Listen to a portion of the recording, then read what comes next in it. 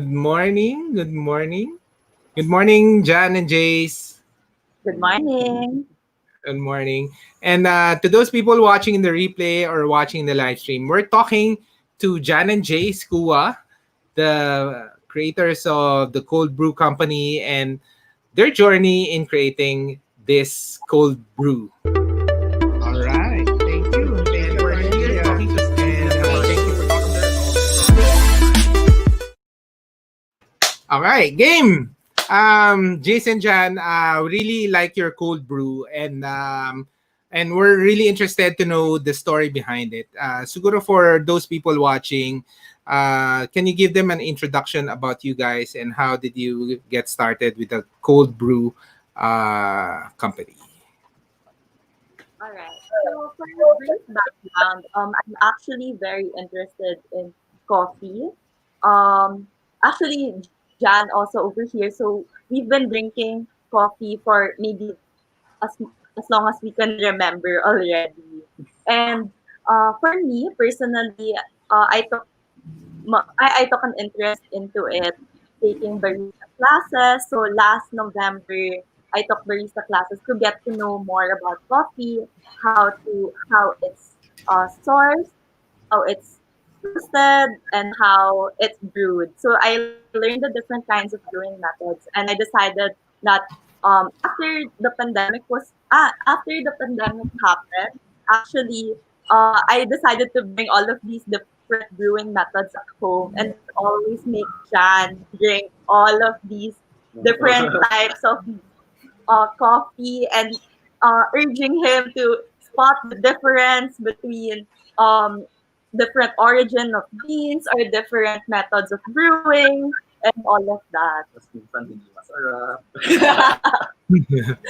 So ikaw pala ang test subject dito. Ikaw ang ikaw lahat nagte-taste test. And then Yeah. how did you so ano natutunan mo during the different brewing method? What did you guys finally end up using for the cold brew company?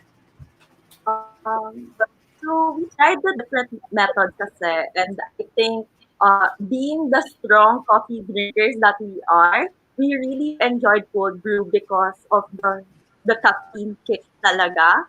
Like it's a lot stronger compared to other methods of brewing. And yung lasa ng coffee nandun talaga. So I think for a while, we actually tried to all of the different beans at home. That's actually what we tried to cold brew, and we would taste it talaga. And I think that's where the coldbrew.co started, because when we were trying to source different beans and we would brew it with the cold brew method, this is we found it so pleasing talaga that we would give it to our family, we would give it to some of our friends, and they would enjoy it as well. I think this is where we started with the whole idea that hey, maybe we can do something about this. So maybe can you give us an idea how do you do the cold brew method? It's a drip method overnight ba yan? Or what's your process?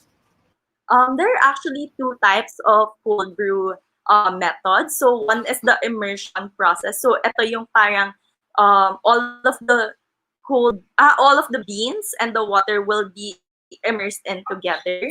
Another way is the cold drip method. So yun yung mga uso na nasa yung mga coffee home brewers.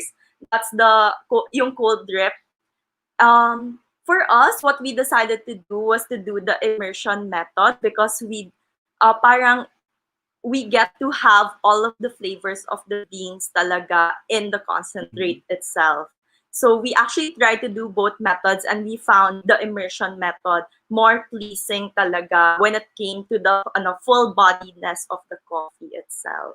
So what we do is the immersion method overnight. So actually testing na rin namin yon, like what is the most ideal number of hours for brewing for our cold brew. And we parang right now it's different brewing hours depending on the beans itself. But It's around the range of 20 to 24 hours. Yeah. Wow, talagang overnight So, can you introduce the different variants that you guys have? Okay. Okay. So here, so we have four variants. So the first one is Batangas. So Batangas. So this is like your typical Barako coffee. Yeah. Another one is Kalinga. So this one is very chocolatey, very nutty na flavor. Next is Bukidnon. So Bukidnon naman more on dark chocolate rin, but it has hints of black tea. So parang if you drink this over ice or with water, it's like you're drinking tea. Or maybe sinasabi ko lang yun kasi heavy coffee drinkers na kami. Yeah, that's true. So lastly, we have this is our newly launched product. So it's Mount Apple. So Mount Apple is more on the light, parang mas light siya, Yes. sweeter, and it's more citrus compared to the rest. You're on mute. Sorry, who's the strongest? What's the strongest variant? In terms of taste, we would say na Batangas is the most Batangas. bitter. So parang, yes, so parang if you're like more of a bitter coffee drinker, you feel that bitter is stronger. It's really the Batangas. But in terms of let's say caffeine or what gives you the strongest kick, we would say na it would be Kalinga yata because it's made with Robusta beans and they tend to be more caffeinated than Arabica or Liberica. So, do you use single origin ba yung mga ano or 100 like the Batangas is 100% Liberica and then your Kalinga is 100% Robusta? Paano or is it a blend? All of our beans are sourced from one supplier only. I mean, not all beans in the same ha. As in, for example, let's say Kalinga, we only Yes. get it from a single farm. So you can say it's single origin, but medyo may ano yan sa coffee industry kasi if you brand it Yeah. as a single origin. So maybe we can just say na it's 100% Kalinga Robusta from a farmer in Kalinga, 100% Bukidnon from a Bukidnon supplier, and so on. But it's not necessarily single origin. He's on mute. You're on mute. Yeah. Oh no. He's on mute. Sorry. Hindi ba yung Batangas, I actually like Batangas because of its strong flavor. Tapos pwede mo siya i-pair. And then parang masarap siya pag cold talaga, no? Yung Batangas coffee. Yes. And how's this different? There's actually a lot of cold brew now brands in the market. How is your product different from the other cold brew brands? I think we would say na among sa mga mas nauna na cold brands during the quarantine particular, we were one of the first or earlier ones na we really launched a concentrate product. Because a lot of the cold brew brands out there, they try to add milk, to add honey, creamer, almond milk, whatever. And we felt na we wanted to stand out because we felt na, well, one, we wanted to be different. And two, we also felt na every single coffee drinker kasi meron siyang sariling taste, sariling preference, whether you would like it on ice, with water, or milk. So yun, I guess that's how we're different. And another is we don't settle with just one type of beans. So maybe you can see cold brew products out there na okay, we're selling Batangas beans or maybe we're selling dark roasted cold brew. Sa amin is we let you pick. Maybe you like Batangas like Anton, or maybe you're more of the lighter drinker like Bukidnon. So once people kasi parang order, parang nakakapag-adjust or parang their taste na nakikita nila na, ay mas Batangas pala o mas bitter pala gusto ko or mas citrus, mas Bidnon or Mount Apo. So I guess that's what kind of makes us different. Oo. Um, Siguro during the, I know you launched this during the quarantine, no? Maybe Mhm. you can share with us, how's it difficult to launch a product like this? Yung food kasi naturally people will order, pero this one is cold brew, di ba? Parang people can make coffee naman at home. So how is it difficult and how did you market this during when you launched it? Well, I guess we would say na building this to begin with, talagang nag-adjust kami between the MECQ, ECQ, and GCQ periods. Like parang, oh no, ECQ ngayon or MECQ ba, hindi kami makalabas masyado. We're not able to ask our friends to try it out as much. But we also noticed na during the quarantine kasi there's not much available sources of coffee. So yung mga Starbucks, CBTL, Post Coffee, I think they were able to reopen na lang around June na or even July. So I guess yun yung opportunity that we spotted. So we really focus on our branding to make it feel na we're more premium than other people. And yun nga, parang we also thought, ano nga ba talaga yung hinahanap nila when they buy Starbucks or CBTL? And yun nga, it's being able to create your own taste, yung handcrafted coffee. Ganun. So yun yung parang market research na we were able to spot. So yun, tas yung communications namin ended up being like that. We ran ads, we asked our friends to share. We also message a lot on Viber, on Facebook, on Instagram, and that's how I guess we launched during the quarantine. Wala, there's no other way kasi you can't do it in person or yun. And what did you find effective in marketing? I know you did some social media. You work with influencers, but what were effective during this time when you're launching the product? Kasi a lot of people are still launching their own products now. So hope you can share your experience. What was effective when you were launching it? I think what's more important is not only asking your friends and family to try it out or to share it, but when they share it, parang they also have like a message na parang, or a review in particular na masarap tong coffee na to or masarap tong product na to. Because once they say those things and once they leave reviews and so on, their friends or their acquaintances parang mas might trust na sa business nitong, let's say, Cold Brew Co, na parang friend of a friend lang. Hindi ko siya kilala, pero once my friend recommends it, sige, game na ako. Maybe I'll try it once or twice. And yun. So it just starts from there talaga. Yes. Correct. So sino gumagawa ng social media? Kayo lang? So far, Among the two. yes. It's just Jan. I guess tandem siya. Parang may mga days na ako yung mas busy or siya mas busy. Tapos nagpapahinga na lang kami kung sino gagawa ng mga posts namin. Oo. Correct. So Jace, ikaw yung product and then si Jan yung marketing, parang ganun ba? Or operation? Yes. Yes. We actually divided also. So parang we made sure that we each have our own roles and parang we're always just focused on something. I think kasi mahirap to shoulder everything on your own kasi and parang medyo magulo din if pasa kami ng pasa for everything. Yes. So I think if ever there are other people also who are trying their own business, I think it's very important to delegate very well.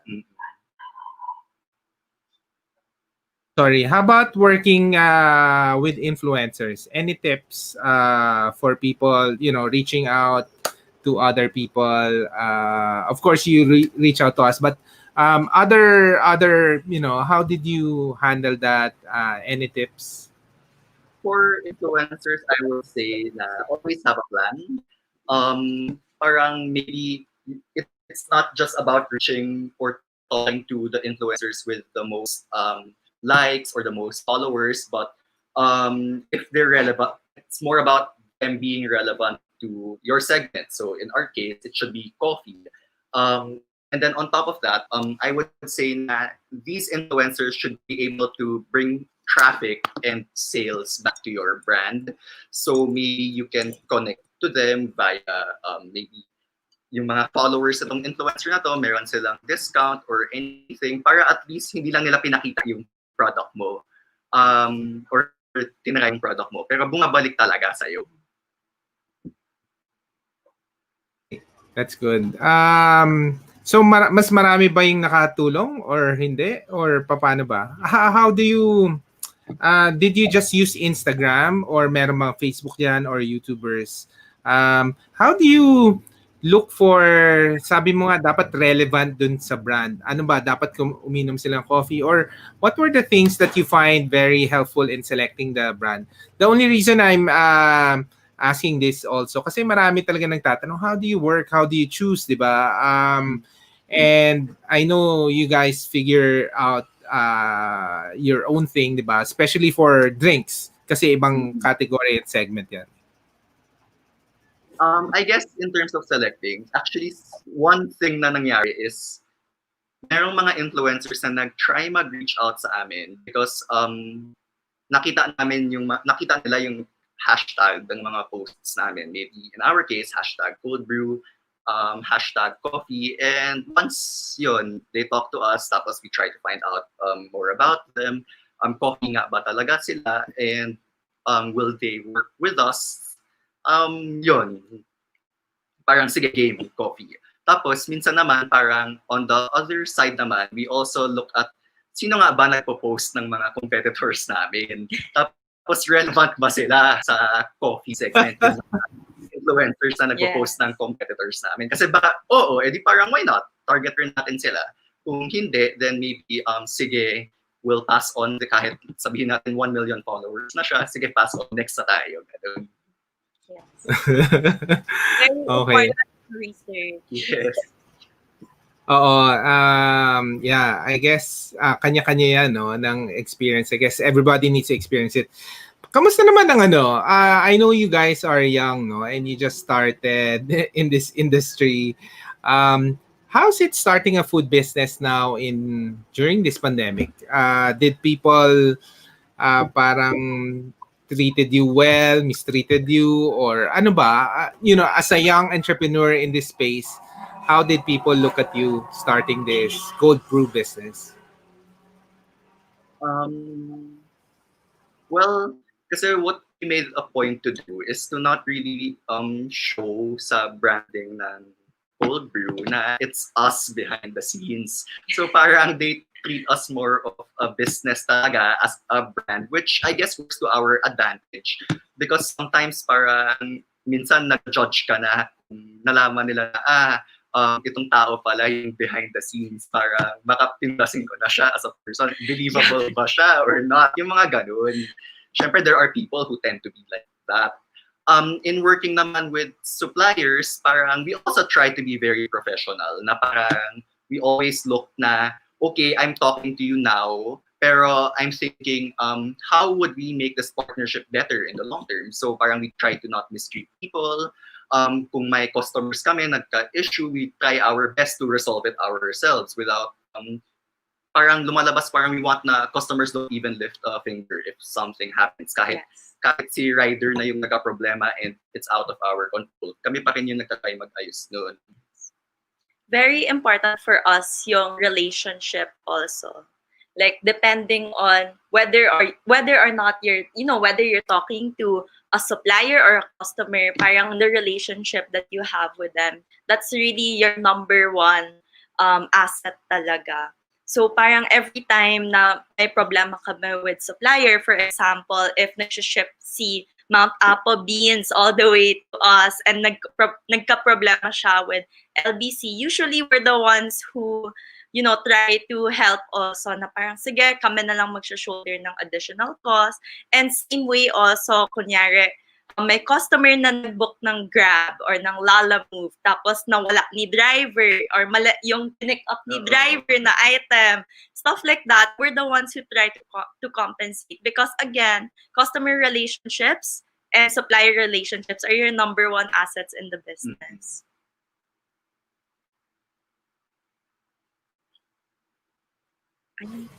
No, that's really good. Yung next question, was it really intentional na para siyang because it works well with a lot of the food that you eat, no? Actually, it's good for pairing. And was that the intention of the design of cold brew to be able to mix it parang base coffee siya that you can do it your own, di ba? Your own coffee concoction. Is that the intention ba? Yes, Yeah. yun talaga yung intention namin. Um, Kasi parang yun, parang people don't know talaga kung ano nga ba yung taste nila. I think that's why parang some people like Starbucks, some people like Coffee Bean, some people like Post Coffee, pero hindi talaga sila nagkakasundo kung sino yung mas masarap. Eh parang at the end of the day, it's the same brewed coffee, it's the same latte, pero kasi it's really in the beans na na different sila. Na parang maybe CBTL has a different supplier, different type of bean, sa kung saan ba siya pinland or ibang variety. Kaya yun yung, that's what we really wanted to see. Yun yung research namin prior. We actually had different types of varieties nga na dapat ilo-launch namin pero hindi siya umabot sa final lineup kasi people really didn't like it. It's really on the preference. Yeah. Okay. Yung ano naman, how did you decide on the packaging? Kasi I think packaging now and we're sharing now with a lot of food entrepreneurs that packaging is very important, no? But we still see, some people sending to us ang pangit ng packaging, ganun. How did you figure out your packaging strategy and I guess the overall branding nung coffee?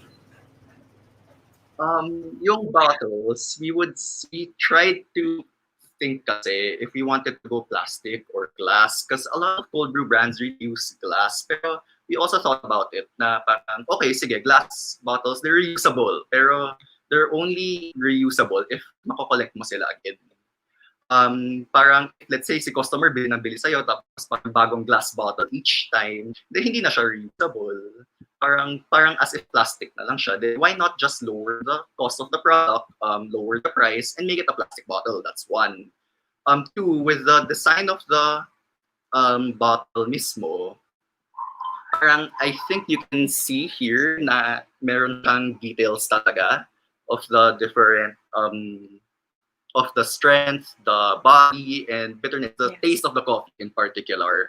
That's something that we really wanted to show para at least when customers drink our product na, parang kahit matry lang nila yung Batangas, nakikita nila na, oh, it's bitter pala. Maybe yun yung ayaw ko. It's too strong, or it's too bold, it's too acidic, or kulang, ganun. Para at least the next time they buy from us again, they adjust na, oh, I don't like the high strength. Sige, I'll go low strength. I don't like low acidity. Sige, I'll go high acidity. Para at least guided sila in their decision-making process. And at the same time, parang maybe if makita mo siya in a retail store in the future or sa some of our partners, makikita rin nila, in person, parang, oh, I'll choose. Parang, this has more body, less acidic. Parang nababalanse nila. Oo nga. Galing ah. So yung during the quarantine or during when you were launching this, what were the coffee habits ng mga consumers nyo throughout that you noticed? Na nagbago ba before pre-COVID or did they consume more coffee or ano ba yung mga what are your best-selling variant if you can share? So ano yung habits ng mga Filipinos on coffee? Particularly cold brew. I think in terms of coffee in general, the coffee brewing scene has been growing, like yung specialty coffee brewing talaga. So I think there's a Facebook group, it's called Coffee Home Brewers na we're part of. And you can really see, grabe, parang everyday may magpo-post na parang budol-budol na day na naman kasi bentahan na naman, ito bagong equipment, ito bagong beans. And nakikita rin namin yun. Minsan nga natatempt kami, say, let's buy this bean na, parang try rin natin, ganun. In terms of our coffee naman mismo, yes, consumer habit has been changing. we would Yeah. parang think na parang lalo na when we were talking to our customers sa start na they don't like acidic coffee or I don't like bitter coffee or I like bitter coffee. Yung iba naman baliktad, I like bitter coffee. They try our Batangas. Tapos, ay, masyado bitter pala siya. Sige, I'll try something else. Tapos they try our Mount Apo, our least bitter product. Tapos they like, I like this the most. And then I talk to them and then I don't think you like bitter products talaga. So parang mas nakikilala rin nila yung taste buds nila. So I would say na nag-adjust rin yung flavor. In terms of our bestseller, it's really hard to say kasi parang people tend to buy parang 2 or 3 at the same time ng flavors. But I think it's either Kalinga or Bukidnon. Kasi Yes. yun yung parang every time we take a picture, yun nasa gitna. So feeling ng tao yun yung mas balance. Kaya ganoon. Okay. Ano ba yung green? Bukidnon yung green, no? Yes. Alright. Yan. Kaya pala masarap. Okay. So, so going to the beer season, and do you have plans for this coming Christmas season ba for the coffee? What are you expecting Filipinos? Are you expecting them to consume more cold brew, or can people use this as a gift for other people? What are you expecting? I guess right now it's really hard to tell because we don't know if malilift na yung quarantine or if people are willing to go out more. If that were the case, I think might shift back to cafes, to mga Starbucks because they feel parang that's something that they missed throughout the entire quarantine. Right now, if kung let's say tuloy-tuloy pa rin yung quarantine, I think there would be a bigger shift to drinking more cold brew products as well because that's what's more accessible right now in terms of specialty coffee that you don't really have to brew yourself.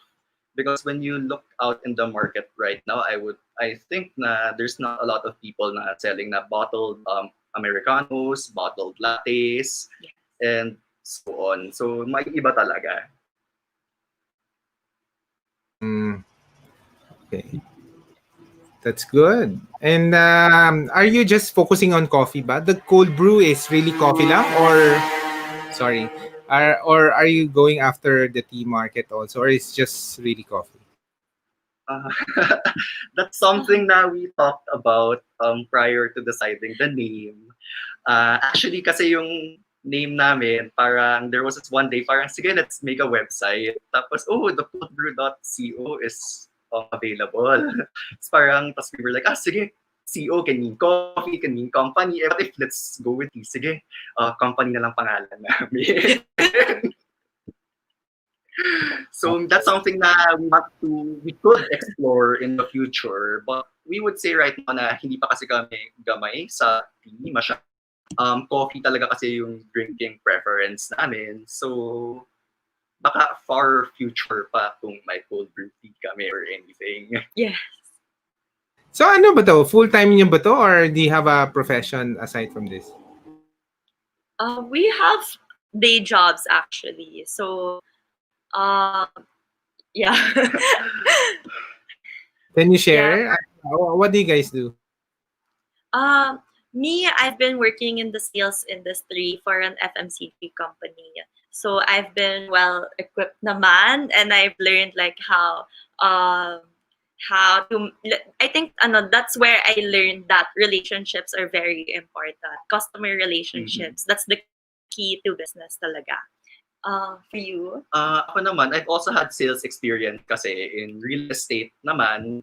And it was more of restaurants yung mga kausap ko, closing businesses, malls talaga. So yun, important rin na maganda yung relationship with these people. But right now, I'm in industrials naman, working with analytics. I think that's why we settled na ako na lang yung mag-handle ng marketing kasi para ma-handle talaga yung numbers online. Okay. Ang galing ah. So you get all your orders via Instagram ba? Tama ba? That's your main... Actually, we have 3 main channels. So our main channels are through our website, so the coldbrew.co. Number two, we have it on Facebook, and then last we have it on IG. We're actually available in other places also, like Food Panda, pero our main focus talaga is actually our website. Yes, kasi parang we thought sa start na, sige, let's make a website, let's integrate it with the name. So yung pangalan namin, the coldbrew.co, is actually the domain name na talaga. So it's the URL. If you type the coldbrew.co to your browser or anything, you'll get to our website. You can order there. Actually, yun yung pinakamabilis na ordering para sa amin. But we're also available via Messenger, Facebook, Viber, and so on. Yun, basta mag-message lang. Yes. But where do people mostly order based on your experience? Right now, it's really the website. So website talaga. That's Yes. Okay. So this is the website, no. A strong coffee without that. So okay. Ayan. Yes. And then you can chat then. Okay. Ano ba to? Shopify store, I guess, no. Yes, it's a Shopify store. Okay. And siguro just to wrap this up, I think a lot of people are still starting up food entrepreneur business this year, and I know it's very difficult to start this up, especially you guys. You have your own profession also. Any top 3 advice for people starting now? To do business like this? It's very competitive now. We receive a lot of food almost every day, so competitive, and maybe just what are your tips to differentiate, to break through at least to the noise in the food industry? I think number one is to have product testing. Mhm. That's the number one tip talaga I can give to anyone who's trying to have a startup in the food and beverage industry.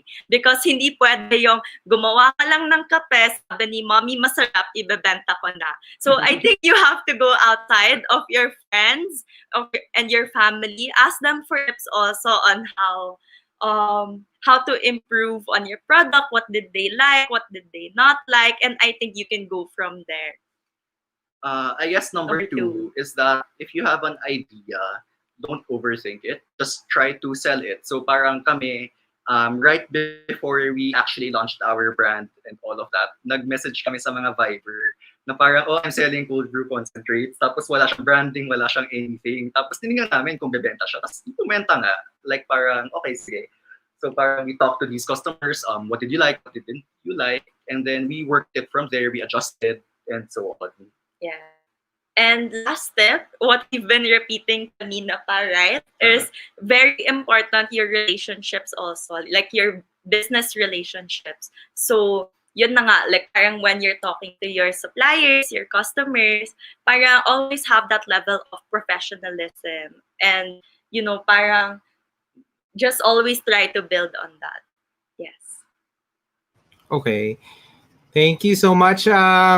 I think you guys are the first one siblings yung ano. How's it working with your siblings in starting up a business? Is that recommended ba, or any tips for those mga siblings starting up a food business? I think the quarantine is very recommended. Nasa ibang bahay yung partner No mo, choice. wala ka talagang magagawa. Hindi mo siya mapupuntahan. You can't work on the product together. Anong gagawin niyo? Papag-grab niyo yung kape sa isa't Yeah. isa. I think very important your dynamic also. But parang I think one thing to note rin is that if you're going to be working with siblings or your family members, work is 24/7.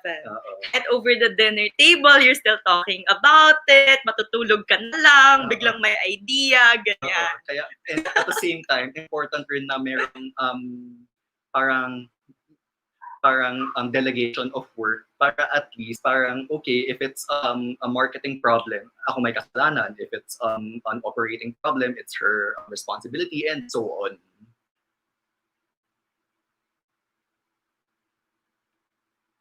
All right.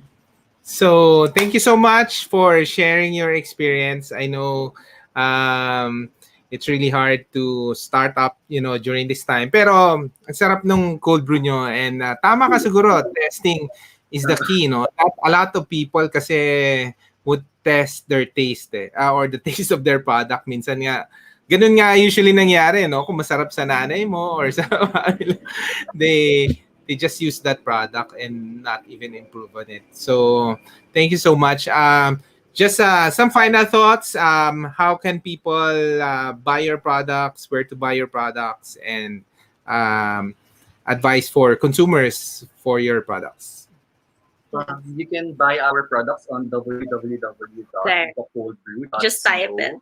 On Yeah. Facebook and Instagram, we're actually ph.thecoldbrew.co kasi naunahan kami. Yun. If you can message us there, you can buy our product na. In terms of warning lang, yung product namin, since concentrate siya, normally don't drink it straight, hindi mo siya tinutungga. We've had friends who bought it on the first day, second day, tapos dinerecho nila, feeling nila regular coffee lang. Tapos biglang, I wake up the next day getting a message dyan, 4 a.m. na ako natutulog kagabi. Oo nga. Thank you. And I think yun nga yung nagustuhan ko siya na concentrate siya that it can pair well with products, no, or ice cream or tiramisu or whatever, 'di ba? Parang minimix mo siya, or you can put milk and other products to your taste. So thank you so much. Thank you so much for having this discussion with us.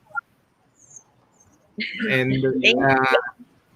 I do hope a lot more people would know about the cold brew, no? And I'm sure people will be inspired by your story and to do more food products. Our food industry here is getting exciting, no? A lot. Dati, ilan lang yung mga cold brew. Ngayon, ang dami na ang mga options available. Yun nga, maraming mga variants, di ba? I think that's one of the things na... Meron ba kayong bagong variant or you're stopping with four now? Right now, we're in the middle of researching kung sino nga ba yung new variant namin. So, Yes. mangyayari na naman is another round of product testing, market research, trying to find out kung saan nga ba talaga yung lean ng taste ng customers namin. Maybe they like Batangas, so sige, bitter dapat yung new product.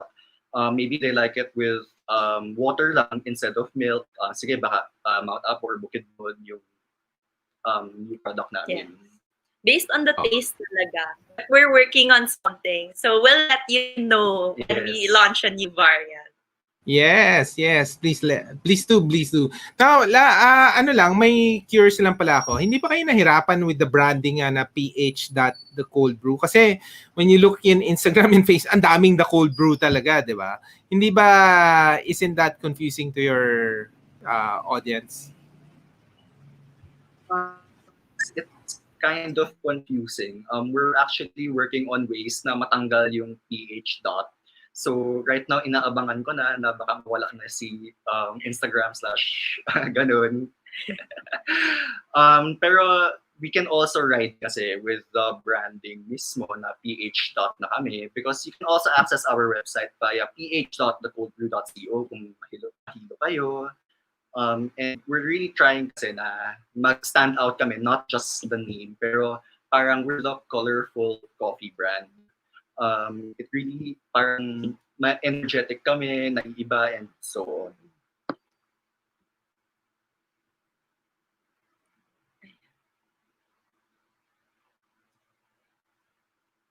I think it's on mute again.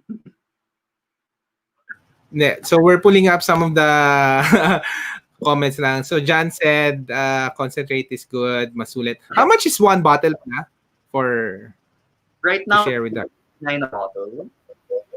So that's good for about 3 to 4 servings. Some people make it reach 5 or 6. Minsan kasi hindi talaga sila strong coffee drinker. And How much? 160. Same pricing?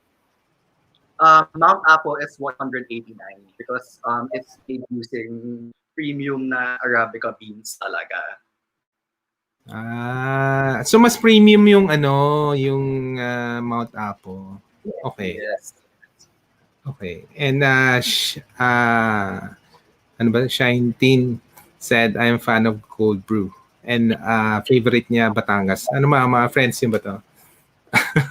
Yes, actually, she bought from us so many times already. Oh, yes. Sarap na sarap siya. And then, of course, Ellen said, thank you for featuring John and Jace, the Cold Brew Company. Thank you also for introducing it to us. Yes. Sarap na coffee. Again, thank you so much. And let us know how we can help you further. If you have new variants, just let Yes, us know. of course. Mahilig din kami sa coffee. Mahilig kaming i-pair it with food talaga o mga avocado and and other mga products, diba? At least you don't need to brew it anymore. Nandiyan lang siya and then ready to go. All right? Yes. Thank you. Thank you so much. Thank you. Having us also. Thank you. Thank you. Bye-bye. Bye-bye. All right. Thank